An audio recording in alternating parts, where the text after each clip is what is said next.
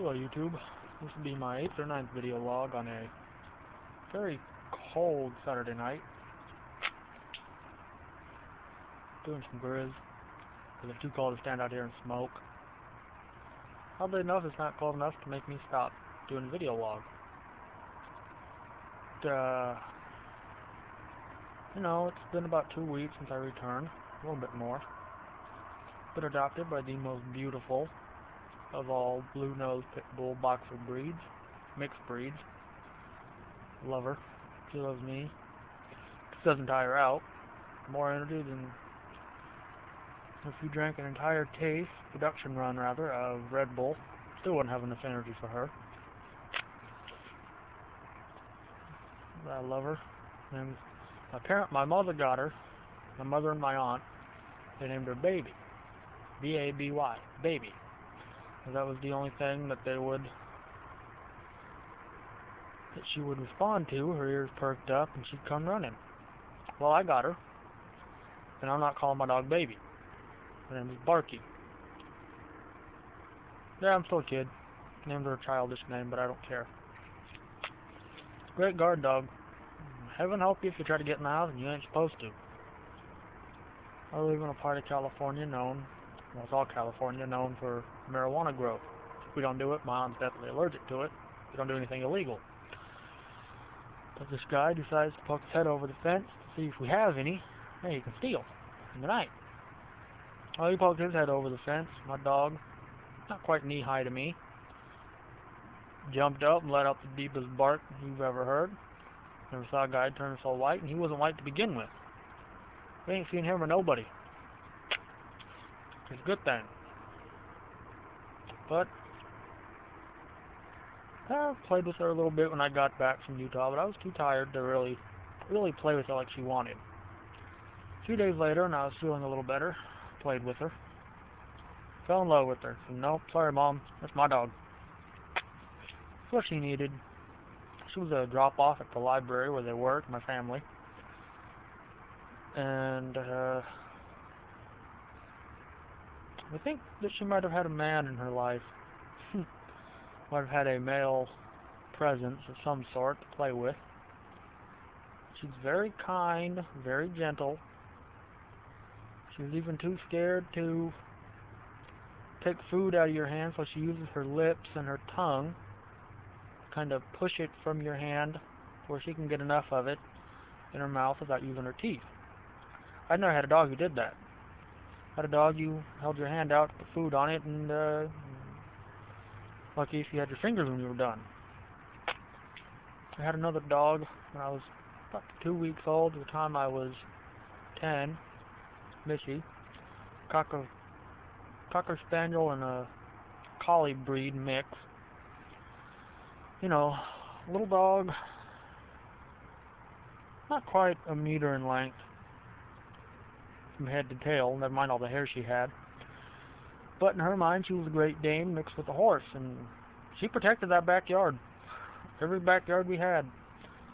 Went chasing after somebody, ripped the doghouse from its foundation, chased after him, broke a 40-pound chain, broke one of those intertwined braided cable leashes, chased after somebody. Loved that dog, but I was about 10. Somebody broke into my uncle's backyard because where we were going, we couldn't take the dog with us. Broke my heart. Broke in and stole her. Her food, her dish, her toys, everything. I thought, no, that's it for me. I don't want another dog ever. About 14, 15 years later, I have my dog. Love her. Can't picture life without her now, to be honest with you. Beautiful little dog. For her, being inside is pure torture, pure punishment, because she wants to be outside, but it's too cold right now to keep her outside. So, we bring her in periodically, because she won't drink outside. We don't know why. We have a drippy faucet. We put a bowl there for her, dumps it out. And she comes inside 15, 20 seconds to eat, drink, runs right back out. She's inside now, and I was able to sneak out to record this. Otherwise, I'd be attacked. Dog just wants to play with the rope all day long. All day, play with the rope. Come, throw that rope, she'll run down and chase it. Throw it again, run down and chase it. I love it. It tires me out just watching her. And also today, found my dad's old wallet. I'm using it now. Teary-eyed, to say the least. You know, lost my dad a couple of years ago. Still far, far, far too painful. I don't think I'll ever be over that. My dad was everything to me. Even in his later years, when he needed a wheelchair because he had a broken kneecap, still, my eyes 10 feet tall. Nothing fazed him. He and my mom never fought in front of the kids, ever. I didn't even know that parents could get divorced when I was younger. My parents never did. 30 years of marriage, still together. Mama still loves them. Won't ever remarry, she says. And I'll never have another dad, so my dad is my dad. Till the day I die. If there's a heaven, I hope we both get in. If not, see him on the other side, maybe. Yeah, I'm using his old wallet now. Found an old address for an old friend of his. I'm thinking about writing him and seeing how he's doing. It's been a few years.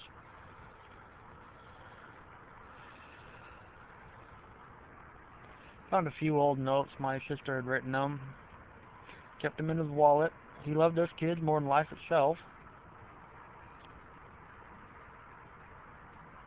And as I record this, I would give anything just to talk to him again.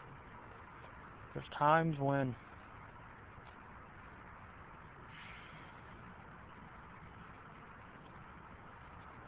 you know, a boy just needs his dad. I got mama, but can't really discuss man things with her. You know, we'd watch the Twins and the Red Sox play, and every time the Twins won, I'd cheer and clap, and he'd just tell me, "Oh, shut up." Wasn't said with malice, it was said in fun, with love, just how we were. Every time the Red Sox and Yankees would play, I'd cheer the Red Sox on, and he'd tell me, "Son, I think it's time you found out that you were adopted." He'd sit and laugh, and he'd smoke a cigarette. I'd have my pipe or a cigar, and we'd talk about nothing, talk about everything, talk about life, growing up. I blogged about the time we were children, and we crossed the street, and he held on to, you know, my little hand. Was engulfed in his hand. I don't want him to let me go. Saw the kid run across the street, and I asked Dad, I said, "Daddy, why isn't their daddy holding their hand?" He says, "Well, son, I don't know, but it's dangerous to go across these streets alone. I don't ever want to lose you." The fondest memory I have of my dad. You know, we'd play Legos, and I had this massive box of Legos. We'd dump them all out on the floor. We'd build our stuff, show Mom, and she came in. So, you know, my dad wasn't very tall. He was about 5'10", 5'9". So, you know, we'd lay out on the middle of the living room floor, and Mom comes in. There's just enough room for her to get by into the kitchen, get a coffee when she comes home from work, and then sit in her chair. Because we had the living room, there wasn't no way we're moving, we're playing Legos, leave us alone. And he'd get up, go to the bathroom, and then say, "Oh, I'm going to go in the room for a while, Mike." He'd say, "All right, Daddy." Then I'd get up, leave the Legos around there, and he'd come out a little while later, step on one, and say, "Who left these fucking Legos on the floor?" And Mom would just say, "You and Michael did." And we'd pick them up, because Mom wasn't picking them up anymore. She said, "No, I didn't dump them on the floor, I didn't leave them, I ain't picking them up." So we would pick them up, then we'd dump them on the floor again a couple days later, play with them again. Same thing, Mom would come home from work, get coffee, sit in the chair. We're not moving. I mean, we would if she asked us, though, but she never did, so, you know, it was, my dad and I, it was our time together. we'd play video games sometimes. He'd play Mario, and he'd try to make him jump higher and further with that the controller, and I'd always say, Dad, it doesn't make him jump any better. And when he died, Mario, his character, he'd say, foobar. He'd ask, what's that? The guy would say, it's a type of pie, but I don't ever want to hear you saying it. So he never did. My dad was easygoing,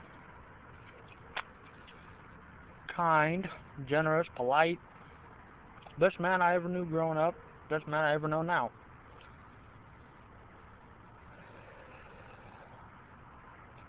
He loved Mom. Mama loves him. He loved us. We love him. You know, you come over once, he treated you like a guest. You were over 2, 3 times, you were family. Same with Mama. You're over 1 time, you're a guest. You're over 2, 3 times, you're family now. Nothing we can do about that. Nor would I ever change that or anything for the world. You know, when he died, it ripped me apart. Ripped my family apart, tore us to shreds. But we're still a cohesive family, and that's what matters. And I'd do anything